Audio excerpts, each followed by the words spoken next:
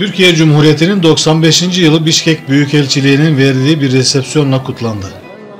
Birinci Dünya Savaşı'ndan sonra başlayan kurtuluş mücadelesini Türk milletinin kahramanlığıyla kazanan ve bunun neticesinde Büyük Önder Gazi Mustafa Kemal tarafından kurulan yeni ülkenin hükümet şekli olan Cumhuriyet 29 Ekim 1923'te ilan edildi. Böylece dünya tarihindeki yerini alan Türkiye Cumhuriyeti bugün itibariyle 95 yaşındadır. Her 29 Ekim günü Türkiye'de ve yurt dışı temsilciliklerinde kutlanan bu bayram, Kırgızistan'ın başkenti Bişkek'te de kutlandı. Bişkek Büyükelçiliği'nin düzenlediği 29 Ekim Cumhuriyet Bayramı resepsiyonuna büyükelçilik mensupları, dost ve kardeş ülkelerin büyükelçileri, yabancı misyon şefleri, Kırgız Dışişleri Bakanlığı Yardımcısı, Kırgızistan-Türkiye Manas Üniversitesi Rektörü, Rektör Vekili, Denetleme Kurulu üyeleri, bazı üniversitelerin temsilcileri, öğretim elemanları, Türkiye Cumhuriyeti Milli Eğitim Bakanlığı'na bağlı okulların yöneticileri ve öğretmenleri, Türk ve Kırgız iş adamları, sanatçılar, Kırgız üniversitelerindeki Türkoloji merkezlerinde çalışan öğretim elemanlarıyla bir kısım öğrenci katıldı. Türkiye Cumhuriyeti Cumhurbaşkanı Sayın Recep Tayyip Erdoğan'ın 95. yıl mesajı kendi sesinden görüntülü olarak davetlilere dinletildi.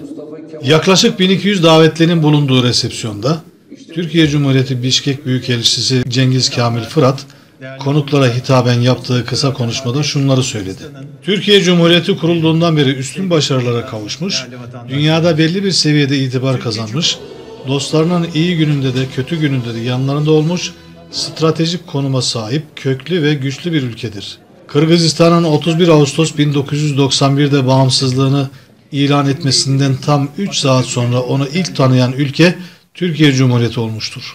İkili ilişkilerimiz Sayın Cumhurbaşkanlarımızın karşılıklı ziyaretleriyle yeni bir ivme kazanmış olup gelecekte daha güzel projelere birlikte imza atılacaktır. Türkiye, Kırgızistan'a 27 yıllık dönem içinde yaklaşık 1 milyar dolar civarında yatırım yapmıştır. Manas Üniversitesi 23 yıldır eğitim veriyor. Kırgız-Türk Dostluk Hastanesi'ni yakında açacağız. TİKA aracılığıyla eğitim ve sosyal amaçlı çok sayıda yatırımlarımız devam edecektir. Daha sonra Türk Hava Yolları tarafından 2 adet ücretsiz İstanbul'a gidiş dönüş bileti için çekiliş yapıldı. Biletlerden biri Afganistan Büyükelçisi'ne, diğeri ise bir TÖMER öğretmeninin davet numarasına isabet etti.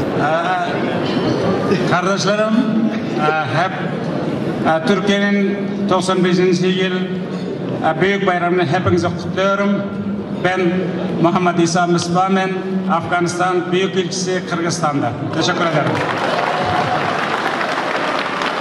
Cumhuriyet Bayramı resepsiyonu ortaokul ve lise öğrencilerinin sunduğu değişik yörelere ait halk oyunlarıyla son buldu.